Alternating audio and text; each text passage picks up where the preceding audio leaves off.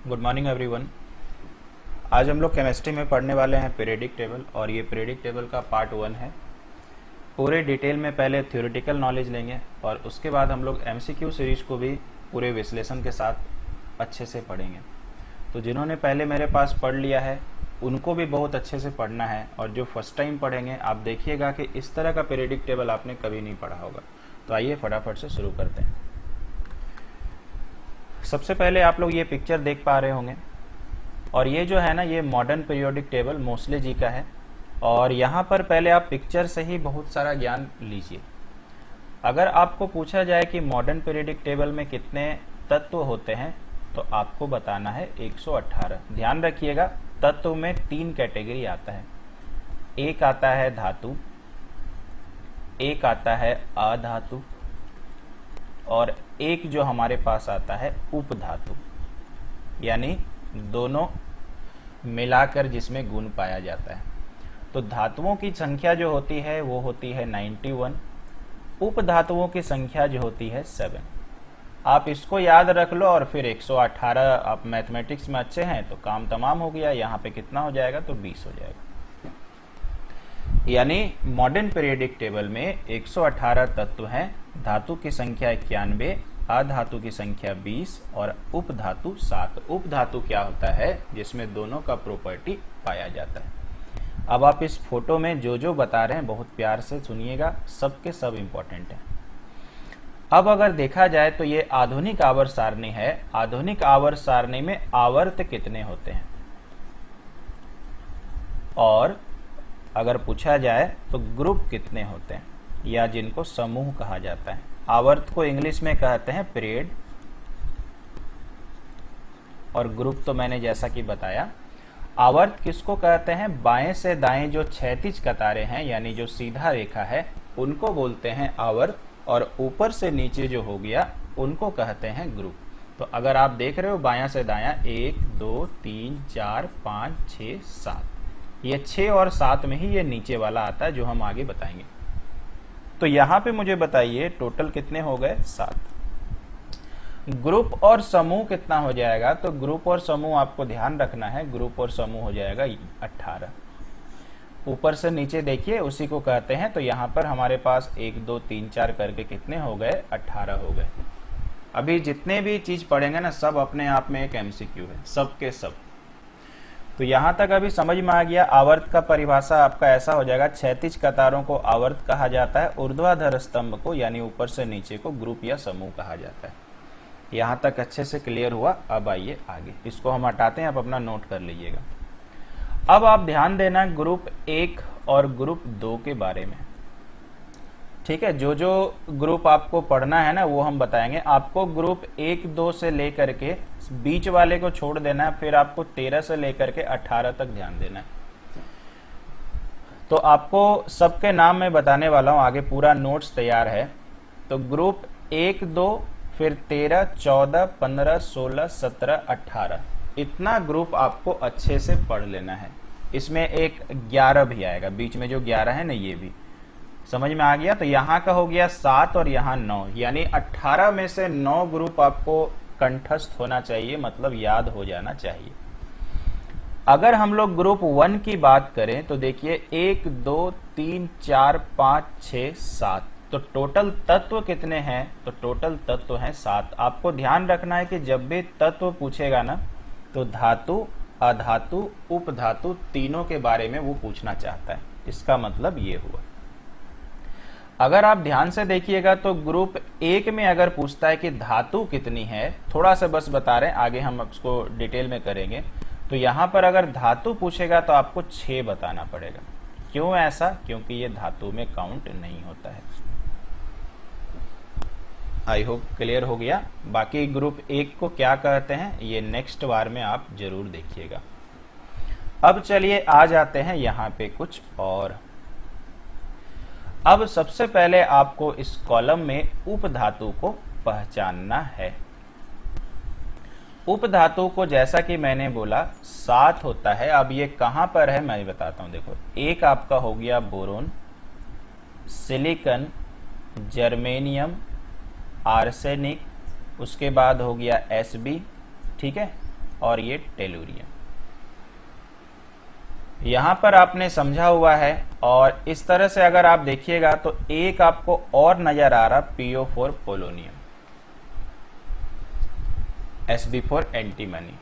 ठीक है, तो ये 7 जो हो गए उप धातु हो गए, तो ये आप याद रखना BSI सबके बारे में मैंने बता दिया है, GE, AS, SB, TE और PO।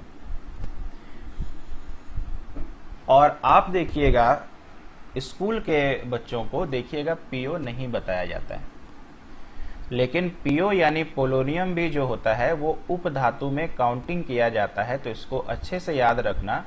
और जब 2018 में SSC का सवाल आया था तो उसमें यही क्वेश्चन पूछा गया था कि उप धातुओं की संख्या कितनी होती है, तो ऑप्शन में 6 भी था, 7 भी था। जब आंसर की जारी किया गया तो 7 को सही माना गया, तो इसका मतलब पोलोनियम को भी आपको लेना है।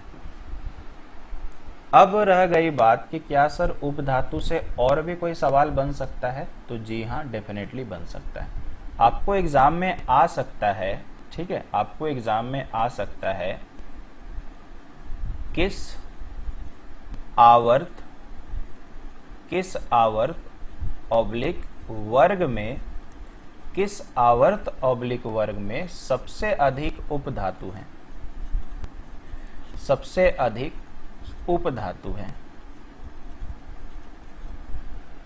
तो इसको पहचानने का रास्ता बड़ा ही सिंपल है। अगर आप जाइएगा, देखिए चौथे वाले में जाइएगा, इस वाले में पहले हम आवर्त की बात कर रहे हैं तो जर्मेनियम और आर्सेनिक मिलेगा, और 5वें वाले में जाइएगा तो Sb और Te मिलेगा। मिल रहा ना? तो इसका मतलब अगर आवर्त पूछेगा तो चौथा आवर्त और 5वां आवर्त में सबसे अधिक हमारे पास उपधातु है। संख्या कितनी है? 2। सेम उसी तरह से अगर वर्ग में पूछता है तो आप देख सकते हो ये 14वां वर्ग है, ये 15वां वर्ग है ना, और ये 16वां वर्ग है। तो यानी 14, 15, 16 में सबसे अधिक पाया जाता है, और इसमें भी संख्या 2 ही होती है।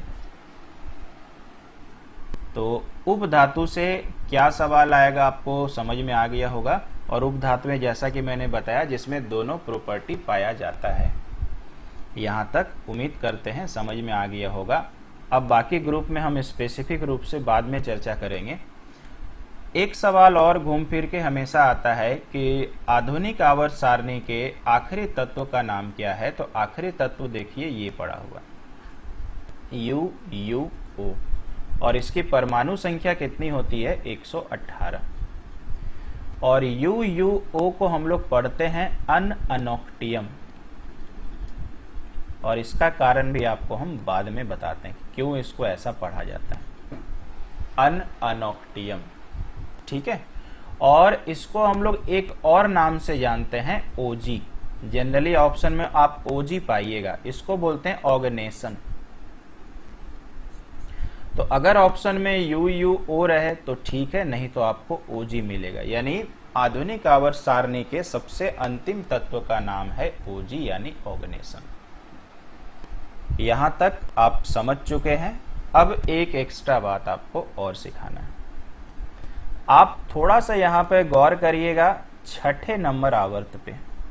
6ठे नंबर आवर्त में देखिए 55 है सीजियम, ये आपका 56 है बेरियम, और इसके बाद से ये शिफ्टिंग यहाँ पे हुआ।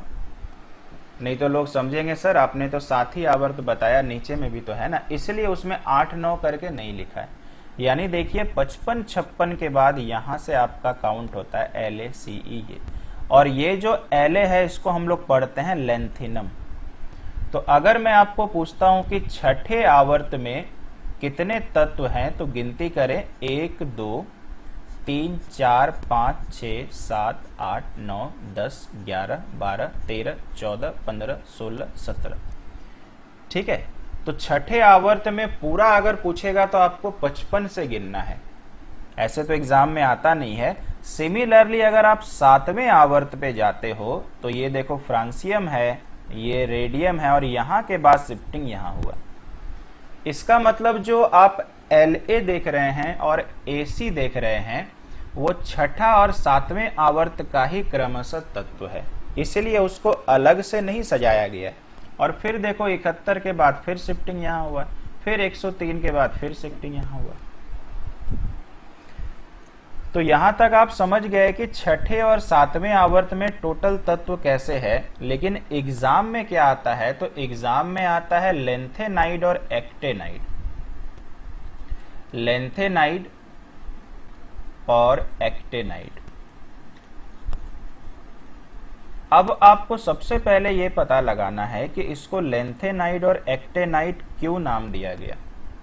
एक्चुअली अगर आप यहां पर देखिएगा तो इसका सबसे पहला तत्व La पड़ता है, और जैसा कि मैंने बताया कि La को हम लोग पढ़ते हैं लेंथिनम या लेंथेनम, और पहला तत्व का नाम लेंथेनम है, इसलिए इस पूरा श्रेणी को नाम दिया गया है लेंथेनाइड। सेम इसी तरह से अगर आप एक्टेनाइड के पास जाइएगा तो ये शुरुआत AC से करता है, इसको पढ़ते हैं एक्टिनम,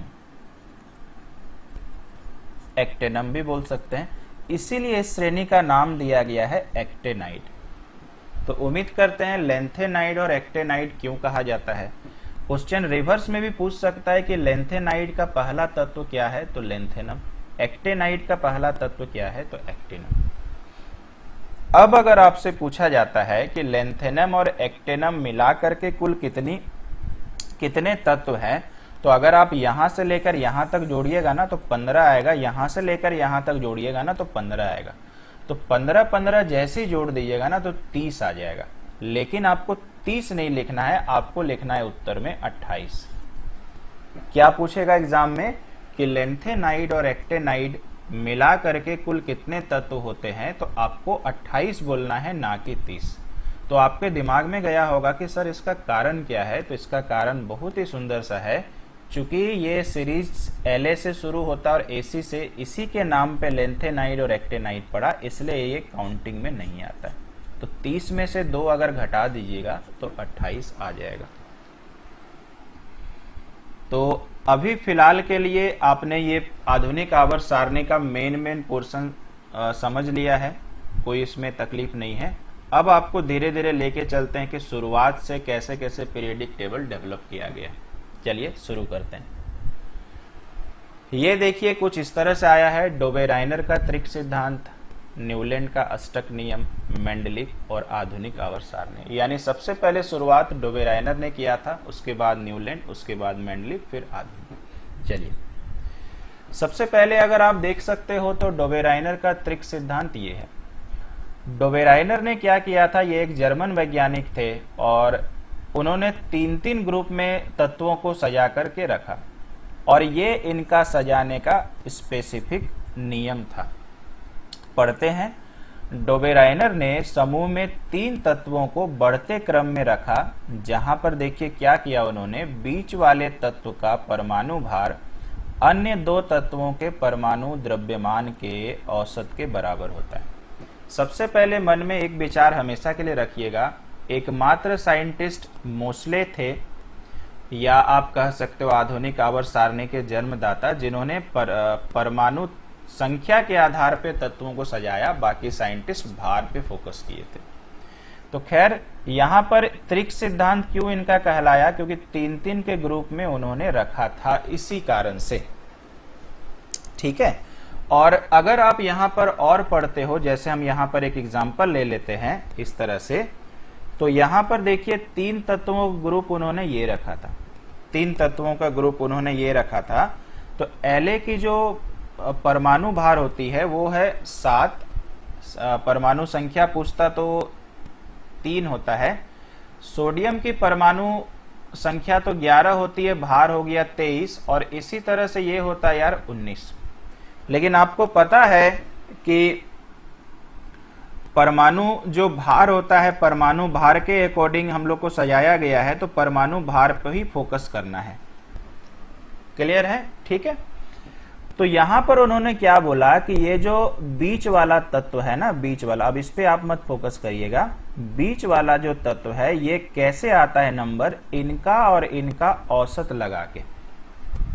और आप लोग को पता है कि हम लोग अभी औसत ही पढ़ रहे हैं, है ना, और औसत निकालने सबको आता होगा, मुझे लग रहा कोई दिक्कत नहीं होगा।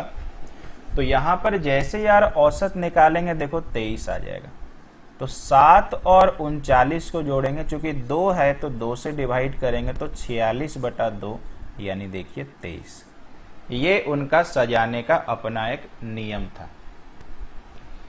अब रह गई बात कि ये सजा तो दिए, लेकिन दिक्कत यही हुआ कि जैसे जैसे वो आगे बढ़े वहां पर कुछ जगह जाकर के नियम फेल होना शुरू हो गया।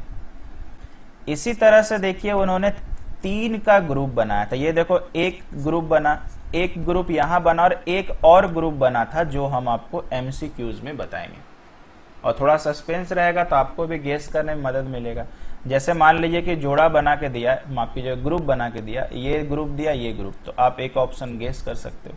ठीक है, क्लोरीन का जो एटॉमिक मास होता है वो 35 होता है और इसका होता है यार 126।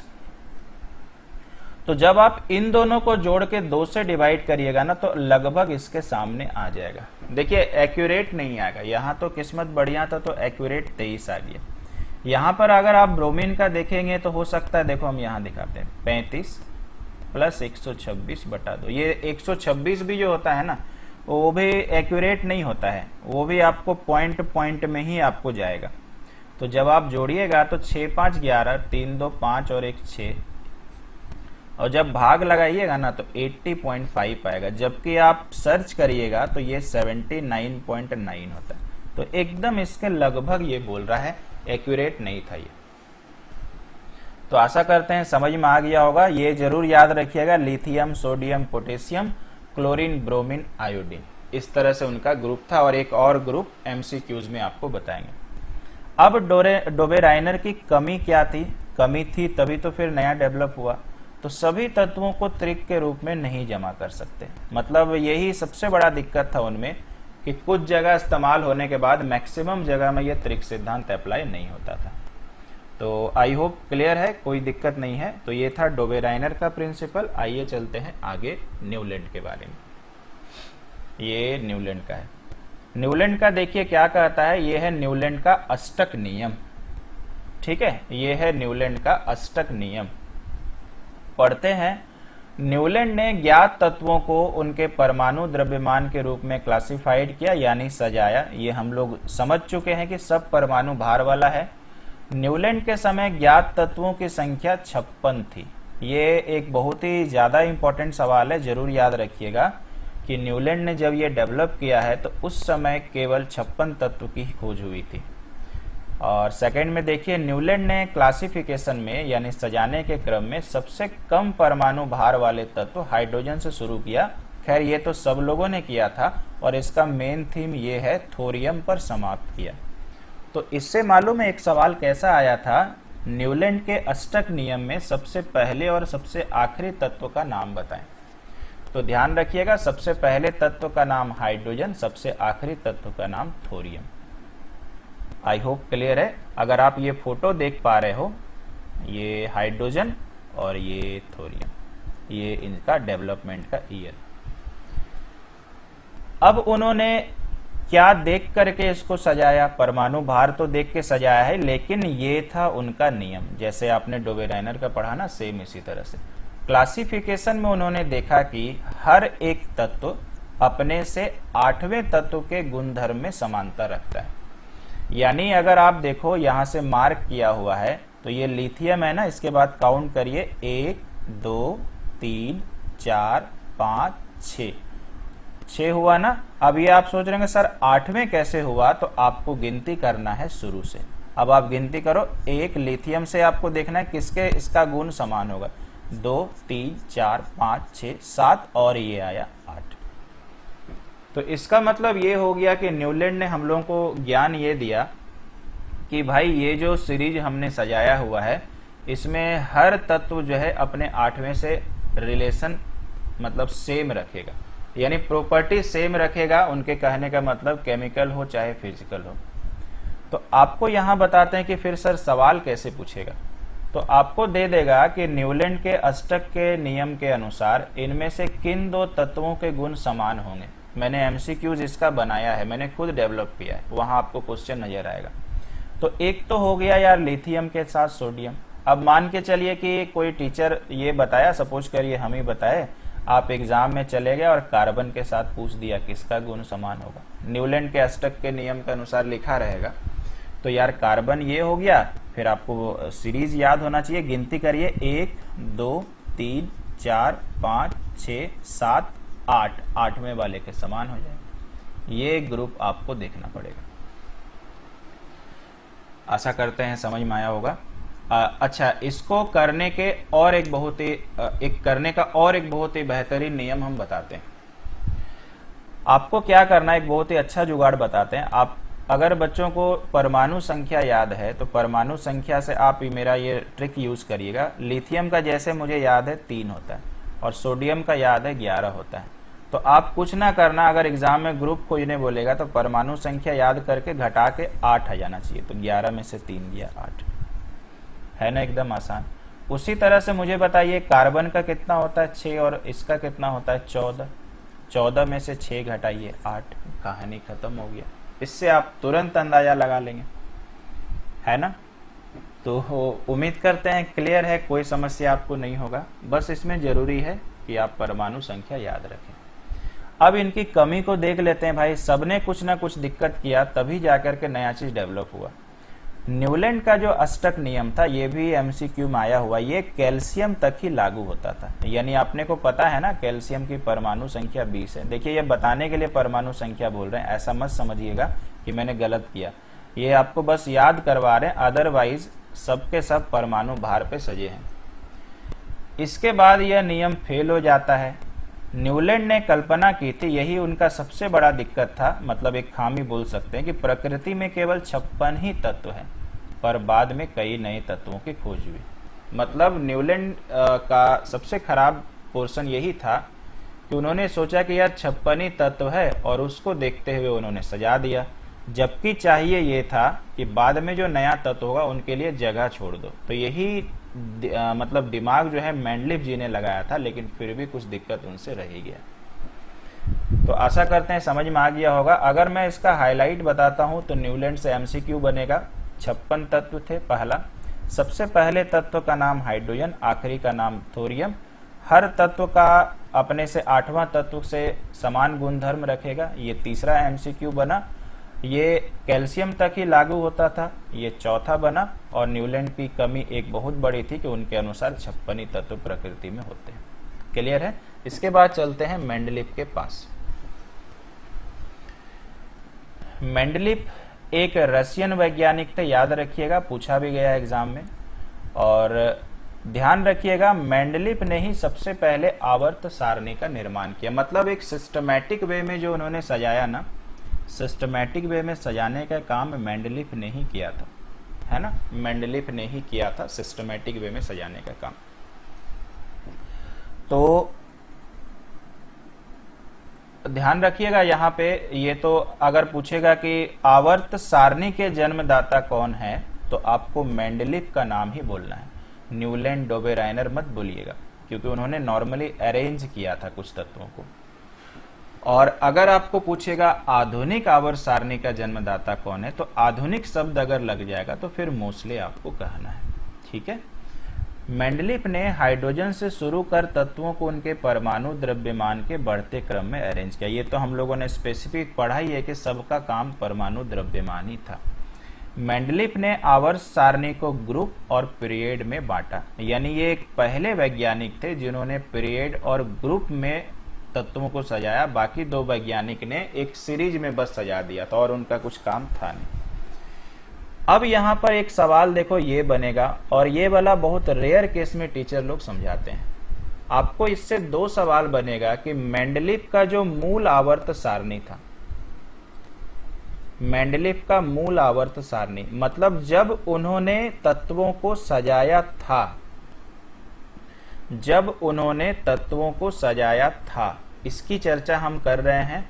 तो आपको पूछ सकता है कि उसमें यार कितने आवर्त थे और कितने ग्रुप थे। ध्यान रखिएगा, ये आपसे पूछ सकता है।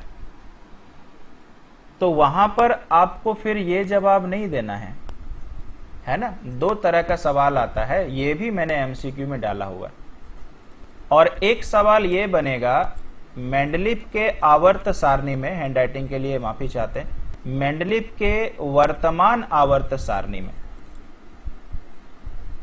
और फिर मान लो पूछा आवर्त कितने हैं और ग्रुप कितने हैं, तो दोनों सवाल अलग अलग है। अब हम आपको समझाते हैं किस पर्पस से। जब मेंडलीव ने तत्वों को अरेंज करना शुरू किया तो ध्यान रखिएगा अक्रिय गैस की खोज नहीं हुई थी।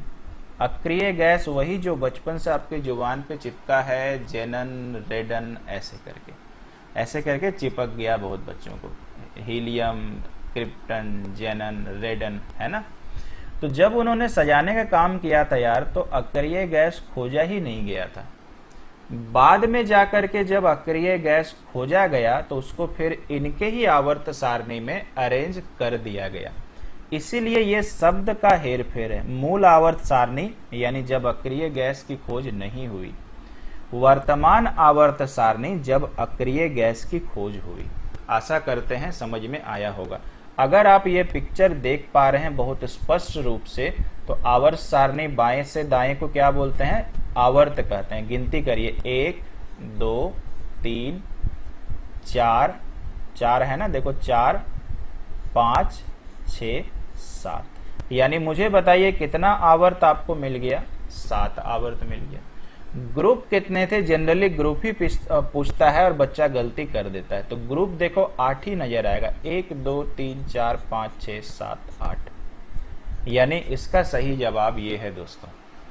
यानी मेंडलीव के मूल आवर्त सारणी में, मूल मतलब समझ गए, जब अक्रिय गैस की खोज नहीं हुई थी तो ग्रुप केवल 8 ही था। और अब अगर पूछता है कि मेंडलीव के वर्तमान आवर्त सारणी में, तो ये तो कॉमन 7 ही होगा, ये हमारा हो जाएगा 9। ये देखिए लिखा हुआ है। अब यार 9वां कौन सा होगा? 9वां हो जाएगा वो अक्रिय गैस वाला। हो सकता है ये भी एग्जाम में पूछे कि मेंडलीव के वर्तमान आवर्त सारणी का आखिरी वर्ग में कौन सा तत्व है, तो अक्रिय गैस है। आई होप डिफरेंस क्लियर हो गया होगा। ठीक है, चलिए। तो मेंडलीव ने और एक अच्छा काम मालूम है क्या किया था, जो मुझे भी बड़ा पसंद आया, लेकिन दिक्कत उनका यही था कि परमाणु भार में सजाया गया। आप देख रहे हो बीच में ब्लैंक ब्लैंक है, ये देख रहे हैं ब्लैंक ब्लैंक। तो उन्होंने एक काम बहुत बेहतर किया था, बाकी साइंटिस्ट की तरह उन्होंने ये कभी नहीं सोचा कि नहीं इतना ही हो जाएगा। उन्होंने हमेशा ये सोचा कि हो सकता है भविष्य में कुछ नया तत्व बने, कुछ नए तत्व डेवलप हो, और उनके लिए उन्होंने ये सारा ब्लैंक छोड़ दिया, यानी भविष्य में जो हो जाएगा ये। और भविष्य में तत्वों के खोज के लिए उन्होंने ब्लैंक के लिए नाम दिया इका। ये चर्चा हम आपको एमसीक्यू में करेंगे। यानी उन्होंने ये बोला इका समथिंग, ठीक है। जैसे मान लीजिए कि उदाहरण देते हैं इका सिलिकन, तो उन्होंने अपने से एक डेमो नाम देके रख दिया और उसके लिए उपसर्ग लगाया इका। उपसर्ग यानी जो पहले लगता है। और उन्होंने छोड़ दिया कि भविष्य में कोई साइंटिस्ट आएगा, नया तत्व खोजेगा और इसके बदले वो नाम दे देगा, इका हटा देगा और ये नाम रख देगा। इस तरह से उन्होंने जस्ट एक समझाने का तरीका बता रहे हैं। तो इका का मतलब ये हो गया कि उपसर्ग जिससे वो नए तत्वों की खोज में काम आ जाए। और बाकी हम एमसीक्यूज में बताएंगे, इससे भी क्वेश्चन लिया गया। ये भी बहुत सारे टीचर ना बताते ही नहीं कि इका मतलब क्या है, लेकिन स्कूल में पढ़ाया जाता है। यहां तक आपको क्लियर हो गया, कोई समस्या नहीं है। अब जब मेंडलीव ने सब चीज सही किया, ये ब्लैंक भी छोड़ दिया, तो फिर दिक्कत क्या रह गया, तो ये नीचे लिखा हुआ है। ठीक है, समान गुण रखने वाले तत्वों को अलग अलग रखा गया। ये सबसे बड़ा उनका दिक्कत था कि जो तत्व का गुण यार समान था उनको अलग अलग रख दिया गया। ठीक है, अलग अलग आप सजा सकते हो। तो बहुत सारे तत्व के साथ ऐसा हुआ, जैसे मान लीजिए कि हाइड्रोजन को अलग रख देना, है ना। हाइड्रोजन जो होता है ग्रुप 1 से भी मेल खाता था उनके अनुसार, और ग्रुप 8 से भी मेल खाता था। तो पहले अलग, एक बस एक छोटा सा एग्जांपल दिए। और इनका दूसरा सबसे बड़ा खामी नजर आया, ये वाला ज्यादा इंपॉर्टेंट है, एग्जाम में यही सब पूछता है। सबसे अधिक एटॉमिक मास वाले को कम एटॉमिक मास वाले के पहले रखा गया। देखिए वही व्यक्ति ने बोला था कि नहीं हम लोग बढ़ते क्रम में सजाएंगे, छोटा से बड़ा, लेकिन एक जगह उनसे क्या हो गया, अब गलती से गलती तो नहीं, लेकिन उन्होंने गड़बड़ी किया ही था। कि बड़ा वाला जो एटॉमिक मास है उसको पहले रख दिया और छोटा वाला जो है बाद में रख दिया, जबकि ऐसा होना नहीं चाहिए था। तो किसको किया था यार ऐसा? तो आयोडीन को टेलोरियम के बाद रख दिया। देखिए तो आयोडीन कहां पर है, ये देखिए। टेलोरियम कहां पे है, ये देखिए। अब अगर टेलोरियम का आपको हम यहां पर परमाणु भार बताएं तो 126 होता है और आयोडीन का यार 127, माफ कीजिएगा ये 128 है। ठीक है, इस तरह से अगर हम लोग देखते हैं, और यहाँ पे देखो मैंने पॉइंट यहाँ पर अप्रोक्सीमेट लिया हुआ, ये पॉइंट में एक्यूरेट है और यहाँ पे पूरा डाटा आपको लिया गया। तो इसका मतलब देख रहे, होना ये चाहिए था कि 127 वाला पहले आना चाहिए था, 128 वाला बाद में, लेकिन ऐसा किया नहीं। तो ये इनका सबसे बड़ा खामी था। क्लियर है? अब मेंडलीव के बारे में दो जानकारी और देना चाहेंगे जो यहाँ पर आपको लिखा हुआ नहीं है, मेंशन्ड नहीं है। मेंडलीव के आवर्त सारणी में कितने तत्व थे? जैसे उनके न्यूलैंड में कितना था यार, 56 था। तो मेंडलीव के आवर्त सारणी में 63 तत्व थे। सेम एक क्वेश्चन और बनेगा, सबसे आखिरी तत्व और सबसे अंतिम तत्व का नाम क्या था? तो सबसे माफ कीजिएगा, सबसे पहला तत्व तो हाइड्रोजन है, दोनों मैंने सेम बोल दिया। सबसे पहले तत्व का नाम क्या था? हाइड्रोजन। और सबसे अंतिम तत्व का नाम था इधर यूरेनियम।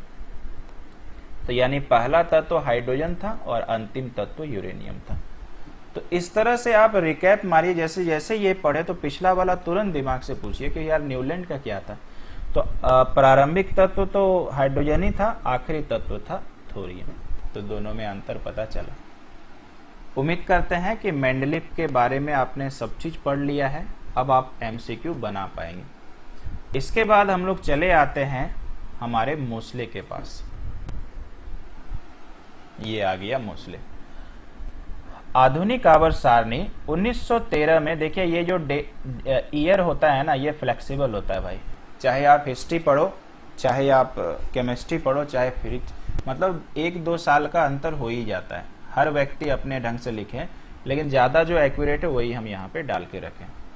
1913 में हेनरी मोस्ले ने एक नए परमाणु संख्या की खोज की और तत्वों को बढ़ते हुए परमाणु भार के बजाय परमाणु क्रमांक में वर्गीकृत किया। तो ये जैसा कि आपसे बातचीत हुआ, ये एकमात्र वैज्ञानिक थे जिन्होंने तत्वों को परमाणु संख्या के बढ़ते क्रम में सजाया, यानी छोटा से बड़ा।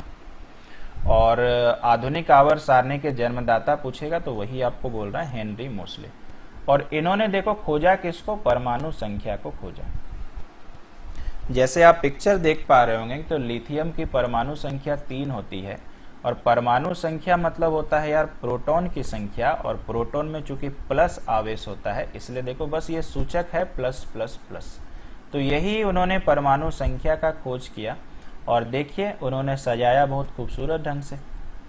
पहले लिथियम आएगा क्योंकि इसकी परमाणु संख्या 3 है, इसके बाद बेरिलियम आएगा क्योंकि 4 है, फिर बोरोन आएगा क्योंकि 5।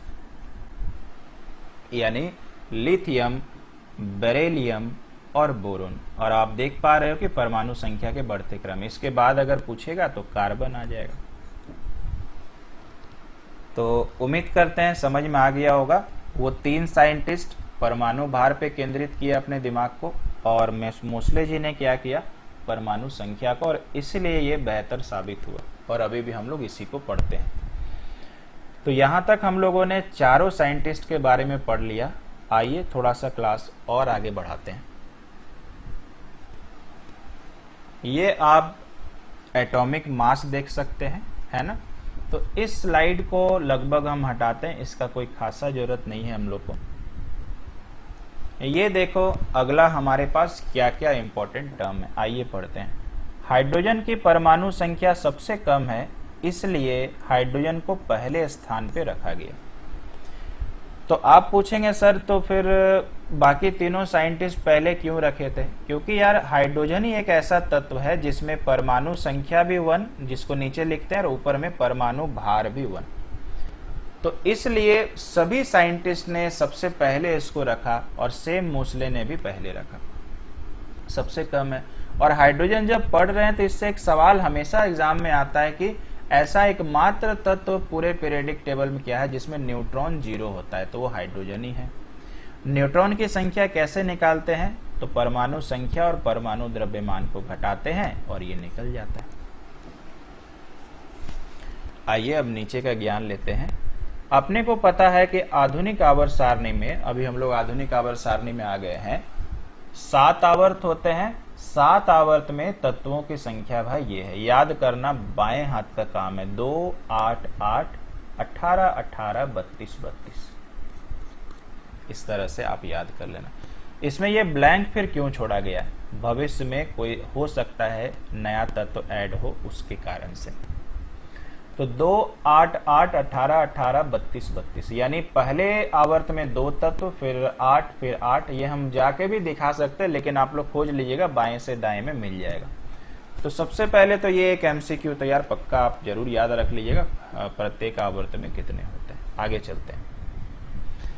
अब ये देखो, जो लिस्ट की बात मैं कर रहा था वो लिस्ट आपके सामने दिख रहा है। आप एक एक करके देखते हैं कौन कौन सा ग्रुप बहुत ही ज्यादा जरूरी है। ठीक है, आइए सबसे पहले आपको नजर आ रहा होगा ग्रुप 1। तत्व का नाम हम पढ़ देते हैं, हाइड्रोजन, लिथियम, माफ कीजिएगा, sodium, potassium, rubidium, caesium and francium. First of all group 1 को क्या कहते हैं, इसका वर्णन नीचे है। इस ग्रुप के तत्वों को अल्कली मेटल इंग्लिश में बोलते हैं, हिंदी में क्या कहते हैं, क्षारीय धातु। इसका मतलब ये हुआ कि इसमें सबके सब जो हैं अल्कली मेटल कहलाते हैं। लेकिन इसमें भी एक सस्पेंस है। अगर आपको पूछता है ग्रुप 1 में तत्व कितने हैं, तो मैंने बार बार आपको जोर जोर से बोला है कि तत्व पूछने का मतलब सबको गिनती करो। तो ग्रुप 1 में तत्व है दोस्तों 7। देखिए 1 2 3 4 5 6 7। लेकिन अगर आपको पूछता है ग्रुप 1 में क्षारीय धातु कितना है, तो आपको 6 बोलना पड़ेगा, क्योंकि हाइड्रोजन जो है वो अधातु में काउंट हो जाता है। समझ रहे हैं? तो ग्रुप 1 में अगर तत्व बोलेगा तो आपको 7 बताना है, और ग्रुप 1 में अगर आपको क्षारीय धातु पूछेगा तो 6 बताना। आई होप कि दोनों सवालों में अंतर क्या है पता चला। ठीक है, क्या कहते हैं, क्षारीय धातु। इसके बाद आ जाते हैं दूसरे पे, ये है ग्रुप नंबर 2। पहले सबका नाम पढ़ते हैं, बेरिलियम, मैग्नीशियम, कैल्शियम, ठीक है, सेलेनियम, बेरियम और रेडियम। अब मुझे बताइए, अगर मैं आपको पूछता हूं कि ग्रुप 2 में कितने तत्व हैं, तो आप बता नहीं पाएंगे। 1 2 3 4 5 और 6 है कि नहीं? अब इसको कहते क्या है? इसको हम लोग कहते हैं क्षारीय मृदा धातु। क्षारीय मृदा धातु। अब अगर देखिएगा तो यहां एक भी एक्सेप्शन नहीं है, तो इसका मतलब ये हो गया कि इसका टोटल क्षारीय मृदा धातु कितना है, तो 6 है। क्लियर है भाई, कोई समस्या नहीं है। ठीक है, तो आशा करते हैं समझ में आ गया। सबके नाम मैंने आपको बता दिए हैं। ठीक है, और इसका शायद मैंने आपको थोड़ा गलत बोला ना, इसका नाम होता है यार स्ट्रोंसियम, है ना, स्ट्रोंसियम। ठीक है, अब यहां पर अगर आपको एक सवाल और बन सकता, अभी आपने ये दोनों पढ़ लिया, तो अगर आपको बोला जाए एग्जाम में एक सवाल कि क्षारीय धातुओं की कुल संख्या बताएं, क्षारीय धातुओं की कुल संख्या कितनी है, तो मुझे बताइए क्षारीय धातु यहां भी है, क्षारीय धातु यहां भी है, दोनों में अंतर बस ये मृदा का है। तो क्षारीय मृदा धातु तो यार 6 होते हैं, क्षारीय धातु यहां भी 6 होते हैं, दोनों ही 6 होते हैं। इसको अल्कलाइन अर्थ मेटल बोल रहे हैं। अब आपको सवाल अगर पूछे कि क्षारीय धातु की कुल संख्या, इसका मतलब वो पूछना चाहता है दोनों मिला के। तो आप मुझे बताओ दोनों मिला करके क्या पूछा है, धातु पूछा है ना, तो हाइड्रोजन मत गिनती करिएगा। तो इसका 6 धातु, इसका 6 धातु, तो उत्तर क्या आ जाएगा, 12।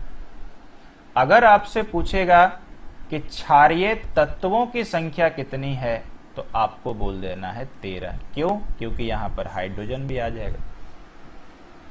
उम्मीद करते हैं समझ पाए होंगे, कोई इसमें समस्या नहीं है ना। सबका नाम आपको हम बता ही रहे हैं कि किसको यार क्या क्या बोलते हैं, ये भी आपको बहुत जरूरी है याद करना। और जब आगे बढ़िएगा ना तब हम आपको बताएंगे कि किसका किसका परमाणु संख्या आपको याद होना चाहिए, आगे की बात है ना। इसके बाद आ जाते हैं ग्रुप नंबर 11 पे। ग्रुप नंबर 11 को सबसे पहले कहते क्या हैं, तो इस वर्ग में आने वाले तत्वों को सिक्का धातु कहते हैं, इंग्लिश में कह सकते हो कॉइन मेटल। इसको क्या कहते हैं दोस्तों, ये सिक्का धातु कहलाता है। अब अगर आपसे कोई पूछे कि सिक्का धातु की संख्या कितनी होती है, तो सिक्का धातु की संख्या केवल 3 होती है, 4 मत बोल दीजिएगा। यहां पर ये वाला एक्सेप्शन है, ये तत्व में काउंट हो जाएगा, और आरजी को बोलते हैं रोंटेजेनियम। ठीक है, रोंटेजेनियम। तो याद रखना कि सिक्का धातु 4 नहीं होता है, 3 होता है, और ये तीनों के नाम क्या है, कॉपर, एजी मतलब चांदी, और एयू मतलब सोना। तो यानी सिक्का धातु की संख्या 3 हो गई। और सिक्का धातु से समझ ही आ रहा है यार, सिक्का है, सबका सिक्का मार्केट में अवेलेबल है। जब दिवाली आती है तो लोग चांदी के सिक्के खरीदते हैं, कई लोगों के पास पैसा है तो सोने के सिक्के घर पे जमा करके रखते हैं, और कॉपर का सिक्का प्राचीन जमाने से चल रहा है, हिस्ट्री में भी आपने पढ़ा होगा। तो आई होप ये भी आपको क्लियर हो गया। अगर आपको पूछेगा ग्रुप 11 में कितने तत्व हैं, तो आपको 4 बताना है। आगे बढ़ जाते हैं, ग्रुप नंबर 17 पे आ जाते हैं, और ये बहुत फेमस ग्रुप एग्जाम में बार बार पूछा जाता है। सबसे पहले ग्रुप 17 को क्या कहा जाता है, तो इसको हैलोजेन कहते हैं। अब अगला पॉइंट देखिए, इस ग्रुप में आने वाले तत्व सबसे ज्यादा क्रियाशील होते हैं, यानी पूरे पीरियडिक टेबल में ये एकमात्र ग्रुप है जिसमें आने वाला जो तत्व है ना सबसे ज्यादा क्रियाशील होता है, यानी तुरंत किसी से झगड़ा कर लेता है ये लोग। और इनमें से भी सबसे ज्यादा क्रियाशील कौन है यार, तो एफ है, यानी फ्लोरीन। ये एक ऐसा सवाल है कि बच्चा अगर 3-4 महीने से कहीं ट्यूशन पढ़ रहा है या स्कूल में भी अच्छा खासा पढ़ा हुआ है, तो ये सवाल का उत्तर उनको पहले से पता होता है। तो यहां आप समझ गए सबसे अधिक क्रियाशील धातु का नाम फ्लोरीन है। अब मेरे को देखना है कि हैलोजेन कितने होते हैं। ठीक है, अब आपको दिख रहा है, तो देखो ये हो गया फ्लोरीन, ये हो गया क्लोरीन, ये हो गया क्लोरीन, ये आपका हो गया ब्रोमीन, ये हो गया आयोडीन, ये हो गया एस्टाटीन। क्लियर है भाई, कोई दिक्कत नहीं है। तो आपको ध्यान रखना है, ठीक है, आपको ध्यान क्या रखना है कि आपको हैलोजेन पूछा है तो नीचे वाला जो आप जा रहे हो ना, नीचे वाला तत्व में काउंट आ जाएगा, उसको आप गिनती पक्का नहीं करिएगा, उसको गिनती नहीं करिएगा। तो हैलोजेन में तत्व कितने हो गए, 1 2 3 4 और यार 5। तो हैलोजेन के तत्व, माफ कीजिएगा, हैलोजेन में कितने तत्व होते हैं, 5 होते हैं। अगर आपको पूछेगा ग्रुप 17 में कितने तत्व हैं, तब इसको भी लेना है, 6 बताना। लेकिन अगर पूछता है कि हैलोजेन की संख्या कितनी होती है, तो हैलोजेन की संख्या केवल 5 ही होती है। कौन कौन से आते हैं बता दिया गया। ये जो लास्ट वाला है सर, इसको पढ़ते क्या है, UUS, इसको पढ़ते हैं अनसेप्टियम। ठीक है, हिंदी में लिख दे यार, इंग्लिश में लिख दे। ठीक है, अनसेप्टियम। और देखिए हम थोड़ा से जब पढ़ा रहे हैं तो बाद में तो बताएंगे, फिर से बता देते हैं। ये 2-2 बार देखिएगा, 6 जगह में UU लिखा रहेगा। तो U का मतलब अन, U का मतलब अन।